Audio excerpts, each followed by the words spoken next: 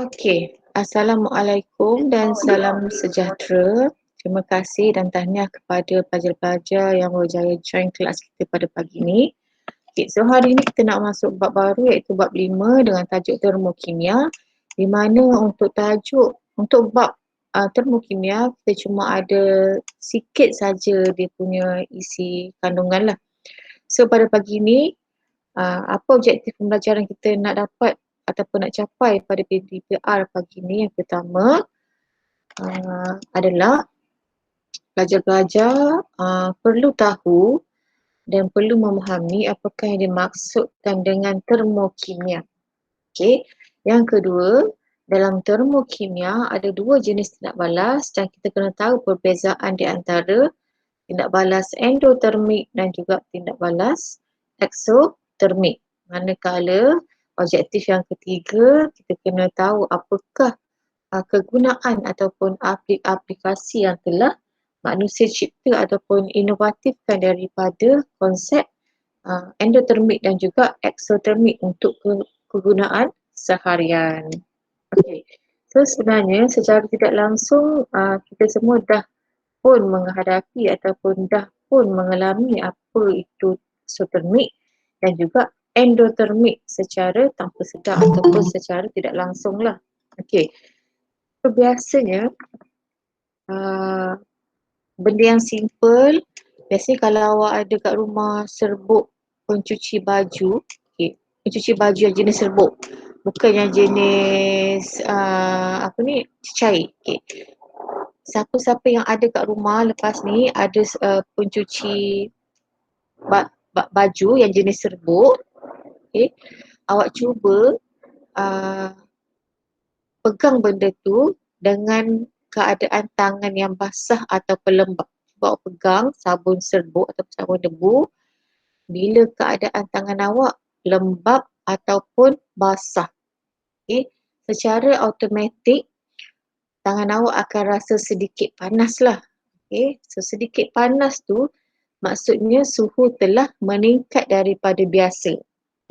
Kalau tangan kering tak ada perubahan, tapi kalau tangan kita basah, kita sentuh sabun serbuk ataupun sabun debu tu, tangan kita akan rasa panas. So apakah yang dimaksudkan termokimia? So bila tangan awak rasa panas itulah berlakunya proses termokimia. So kat sini awak semua boleh tengok rangka macam mana kita nak lengkapkan nota yang berkaitan dengan tindak balas eksotermik dan juga tindak balas endotermik. So yang pertama, apakah yang dimaksudkan dengan termokimia? So termokimia mesti ada, wajib ada perubahan suhu. Perubahan suhu yang berlaku semasa tindak balas kimia. So macam cikgu bagi contoh tadi, maksudnya kalau tangan awak dalam keadaan basah, pegang sabun serbuk ataupun sabun debu, tangan kita rasa panas. Adanya perubahan suhu. So perubahan suhu itulah ada disebabkan oleh tindak balas kimia yang berlaku. Something happen lah. Di antara sabun serbuk dengan air ataupun kelembapan yang ada pada tangan kita tadi. Alright, jelas. So ini adalah maksud ataupun definisi. Atau kunci dia ada dua, suhu dan juga tindak balas kimia. Seterusnya, dalam tindak balas termokimia, dia terbahagi kepada dua. Iaitu yang pertama kita panggil sebagai tindak balas endotermik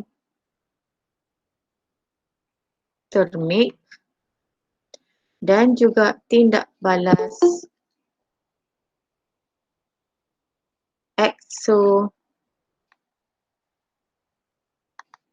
eksotermik. Apa beza di antara endotermik dan juga eksotermik? Kita pergi kepada tindak balas endotermik dahulu. Di mana endo maksudnya masuk ataupun dalam. Termik maksudnya haba. Okey, ataupun dia punya kata kunci bagi endotermik, endo. Nak senang ingat endo, kita ingat indo. Indo maksudnya dalam. Ataupun serap masuk. Okey. So apa yang berlaku semasa proses endotermik? Endo dalam ataupun serap masuk. Apa yang diserap masuk? Yang diserap masuk adalah haba. Okey, haba akan diserap masuk. So bila lihat gambar rajah ni adalah gambar rajah ais. Okey. Ais dalam keadaan beku. So ais dalam keadaan beku dia akan melebur menjadi cecair. Okey, ais yang mencair lah. So ini dalam keadaan bentuk jirimnya pepejal. Daripada ais dia nak jadi cecair, dia perlukan apa? Okey, ais akan memerlukan haba supaya dia dapat melebur menjadi cecair. Jadi haba diserap masuk ke dalam. Okey, bila haba diserap masuk ke dalam, apa yang berlaku seterusnya? Okey, haba ada dekat dalam ais. Bila diserap masuk ke dalam, menyebabkan keadaan sekeliling ais ini akan jadi sejuk. Okey, akan jadi sejuk. Sebab semua haba telah diserap masuk ataupun berkumpul dekat dalam ais ini. Okey, kenapa haba diserap ke dalam ni? Sebab daripada keadaan asal ais, kedudukan jirim dia dalam kedudukan yang rapat-rapat, molekul dan zarah-zarahnya disusun secara rapat. Bila dalam keadaan cecair, masing-masing dah dapat haba, dah ada tenaga. Okay. Kita contohnya bila dalam kelas duduk dalam keadaan rapat-rapat, sejuk. Tapi bila dah panas, kita akan cuba nak menjauhkan diri daripada orang lain lah sebab panas. Okay.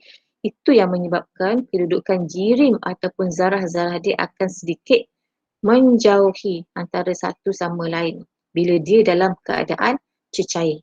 Okay. Sejuk, panas. Okay. Apabila diserap haba, dalam ni panas tapi keliling dia yang jadi sejuk. Okay. Itu untuk proses endotermik. Okay. Serap haba. Apa pula beza dengan proses yang berlaku semasa proses eksotermik? Okay. Ekso. Kata kunci dia awak ingat exhaust ataupun exit. Exit maksud apa? Keluarlah. Okay, so apa yang keluar? Haba yang dikeluarkan ataupun haba yang dilepaskan keluar. Okay, exo, keluar. Termik, haba. Okay, so untuk proses ni contohnya proses pembakaran. Okay, untuk proses pembakaran sebenarnya haba telah dibebaskan keluar. Keluar ke mana? Keluar ke sekeliling.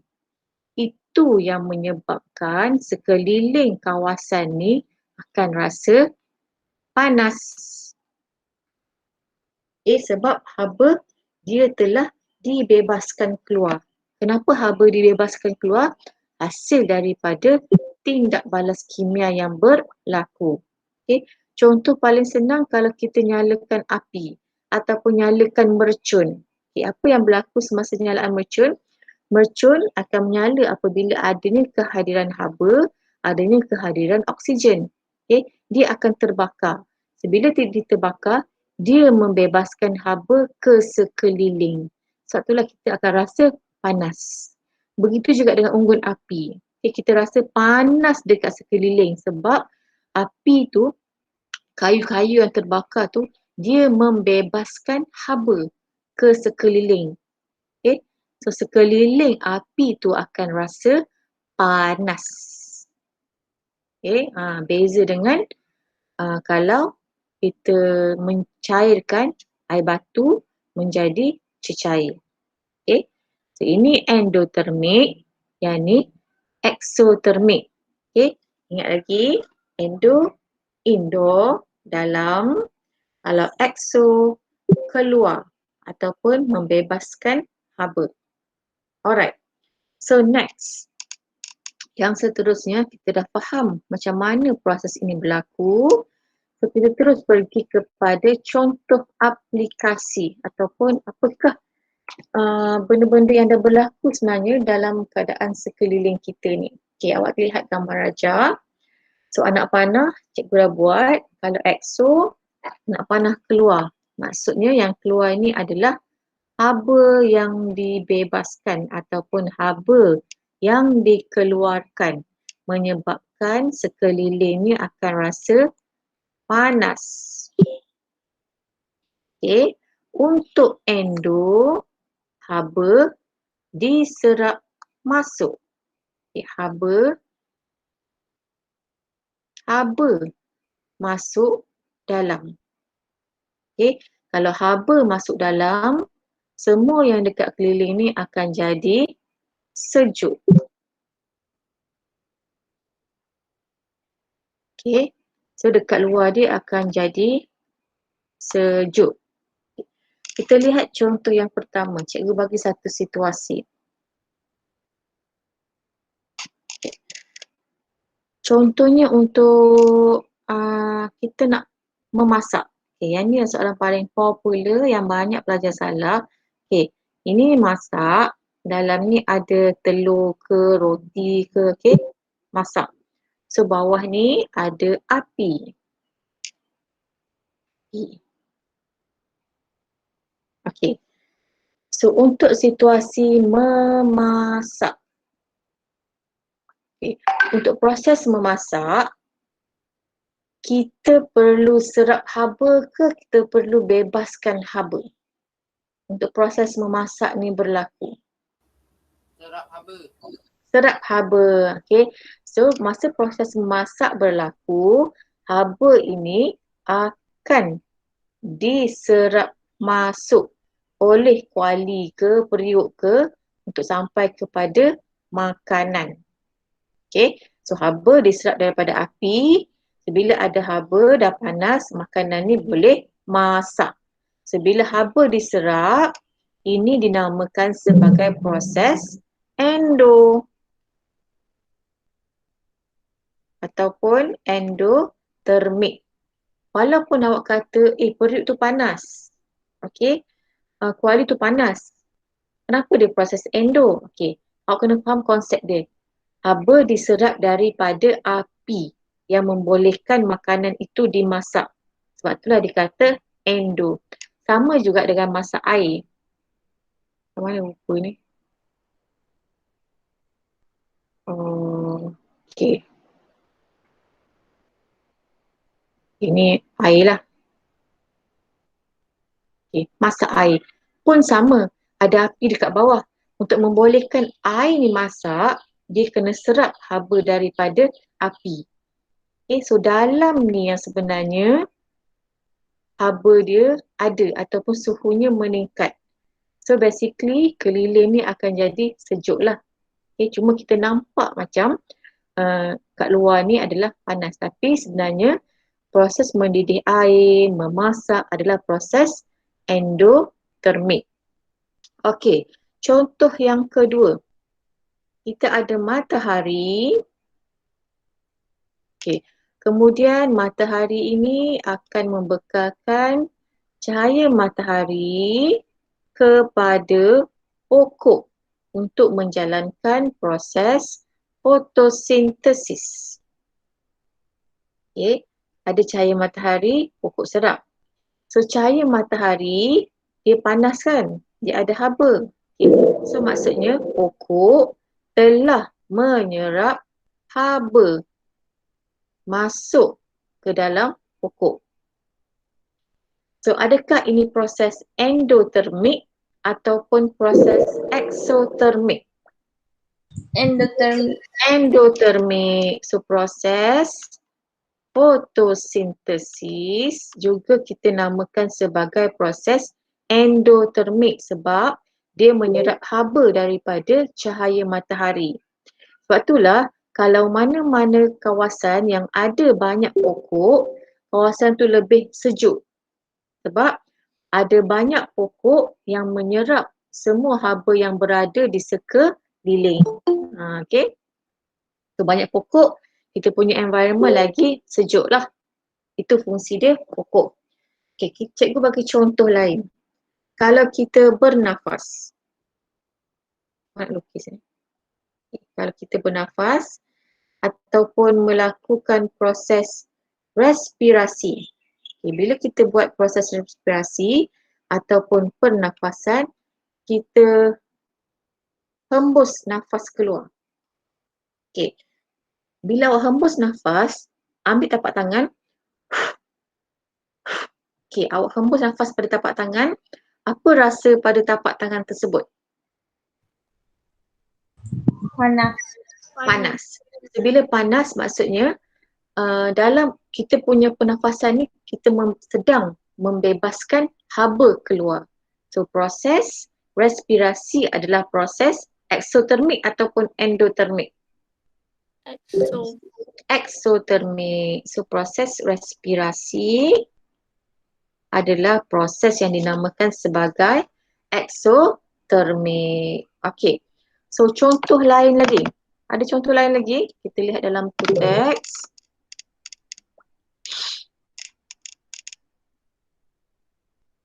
So ini adalah antara aplikasi yang mana manusia cipta yang melibatkan proses endotermik dan eksotermik, iaitu pek panas dan juga pek sejuk.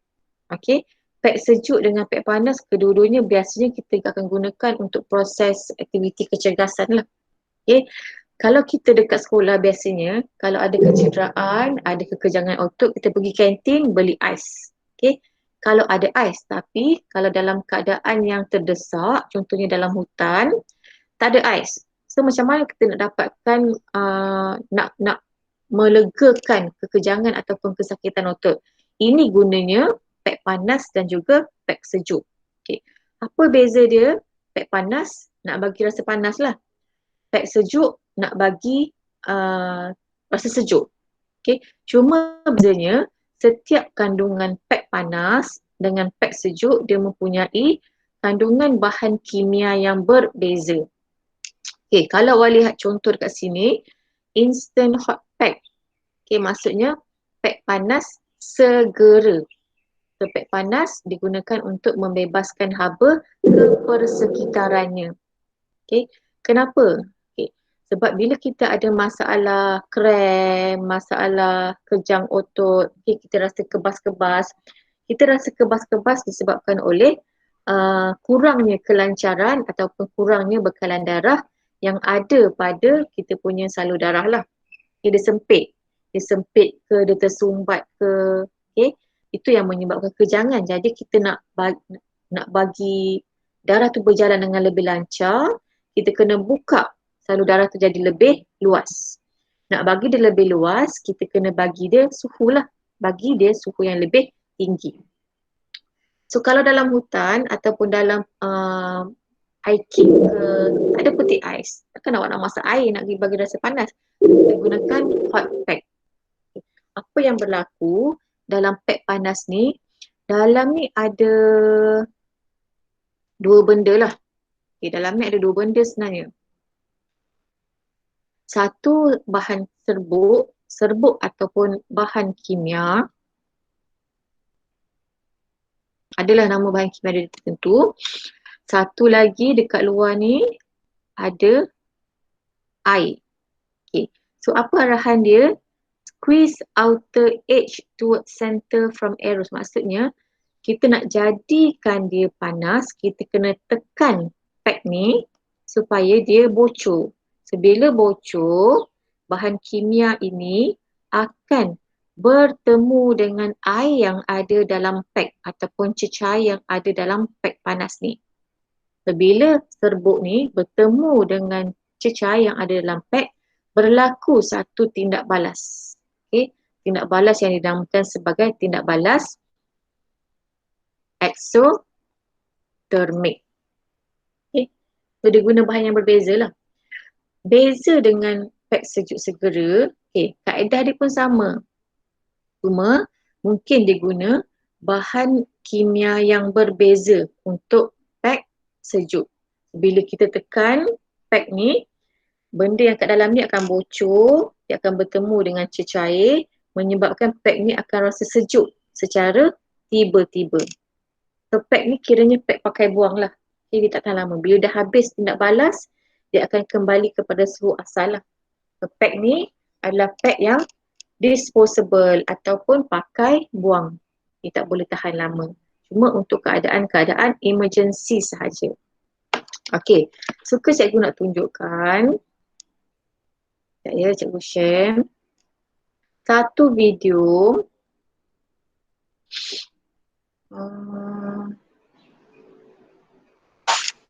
Okey, sebenarnya manusia dah pun inovatif kan, dia dah ubah, dia dah reka satu bahan yang dinamakan sebagai, tak tahu awak pernah tengok tak ni, tapi sekarang memang dah famous, dah biasa dijual dekat pasaran. Okay, kita namakan dia pack kembara. Ya. Kalau awak search pack kembara.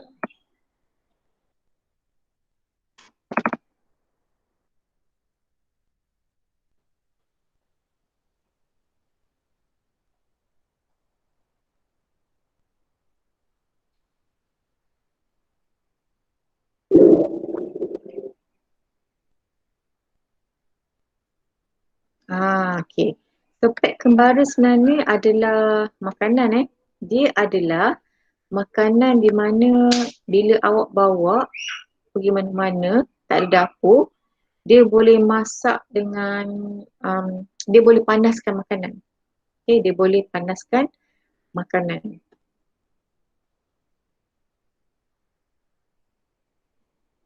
So tak terhad dekat sini je lah. Sebenarnya ada banyak lagi orang buat Maggi. Bila ada Maggi, biasanya kena ada air. Biasanya kita kena ada air panas untuk masak Maggi. Tapi sekarang manusia dah mencipta satu bahan di mana awak nak masak Maggi dalam asrama tak perlukan air panas. Awak nak masak Maggi dalam hutan tak perlukan air panas. Awak cuma perlukan pack yang mengandungi hot pack. Okey, kalau awak lihat dekat sini, di mana dalam pack makanan ni, dia mengandungi pack makanan yang dah siap masak. Okay. Bila kita nak makan, kalau benda tu panas lagi enjoy lah. Okay. So dalam ni disediakan nasi yang dah dimasak, lauk yang dah dimasak. Okay, yang ni kita namakan sebagai, dia sama konsep dengan hot pack lah. Okay. Ataupun pack panas. Dia ada serbuk, bahan kimia dia. Ni food warmer. Dia ada bahan kimia yang ada dalam ni, dalam bentuk pack. Ditutup siap-siap. So, bila kita nak pakai, kita kena buka. Okay. Benda ni akan jadi panas apabila kita masukkan dia ataupun kita campurkan dengan sebarang cecair. Okay. Dia letak dekat bawah pack tu sebab bila panas, suhu yang panas akan naik ke atas sebab ketumpatan udara lebih rendah bila suhu panas. So dia tutup. So dia akan letak air. So bila dia letak air, secara automatik tindak balas kimia akan berlaku di antara air dengan serbuk yang ada dalam pack tadi. Okay. So ni magic lah. Kira magic happen. Tak ada dapur. Tapi air boleh menggelegak. untuk memanaskan makanan tersebut. Tengok bila dia ambil suhu dia mencapai sehingga 92 darjah. Okay. So sekarang sebenarnya banyak dah jual selain pada pack kembara, pack masak Maggi, okay, pack masak nasi. Dah ramai lah kalau pergi survey-survey makanan dekat luar, dia memang dah banyak jual benda-benda yang macam ni lah. Okay. Yang mana boleh digunakan untuk memasak makanan tanpa memerlukan dapur. Alright. So apa lagi contoh lain? Kita tengok. So dalam, kalau di sekolah kita akan buat eksperimen lah. Kita kaji apa dia punya tindak balas yang berlaku. So antara contoh lain, pembakaran bunga api. So pembakaran bunga api tadi adalah tindak balas exo. Sebab dia bebaskan haba keluar. Fotosintesis, endo, membuat kek, endo, dan respirasi adalah exo. Okay, ada soalan setakat ni? Tak ada, boleh faham beza di antara exo dengan endo. Jadi untuk hari ini, okay, awak rujuk balik arahan yang cikgu bagi dalam WhatsApp, di mana awak kena buat latihan. Cikgu tak ambil kehadiran dalam Google Form, tapi awak kena buat latihan yang ada pada live worksheet. Okay, kita lihat apa dia live worksheet. Soalan dia sikit saja.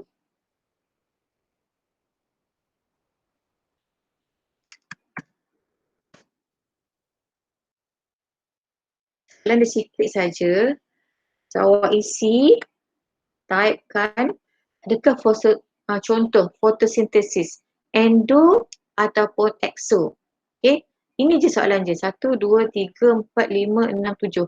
14 soalan saja. Bila dah habis jawab, awak klik finish. Okay, email my answers to teacher. Okay, bila awak klik email my answers to teacher, semua jawapan awak akan dapat dekat database cikgu lah. So tak perlu screenshot. Email my answers to teacher, isi nama, kelas, subjek sains serta email cikgu. Baru klik send. Okay. So bila awak klik send, secara automatik benda tu akan dapat dekat cikgu punya mailbox. Berserta dengan dia punya markah. Okay, awak jawab, awak pun boleh tengok dia punya markah. Contoh macam ni. Okay. Terus dapat dia punya markah berserta awak punya nama lah. Alright. Ada lagi soalan berkenaan dengan live worksheet? So hari ni mudah je. Okay. Hari ni mudah je arahan dia. Nota, awak kena buat nota berpandukan apa yang cikgu bagi tadi. Serta yang kedua, jawab latihan dekat live worksheets. So itu saja. Jawapan awak ini akan dikira sebagai TP-D lah. Berapa dapat TP2 ke TP3. So hari ni kita buat TP2 je. Okay, level 2 saja tahap penguasaan. Alright, so cikgu rasa kalau tak ada soalan, itu saja untuk hari ini. So habis masa, jangan lupa buat nota serta lengkapkan latihan. Okay. Ya. Aku tak stop lagi ni.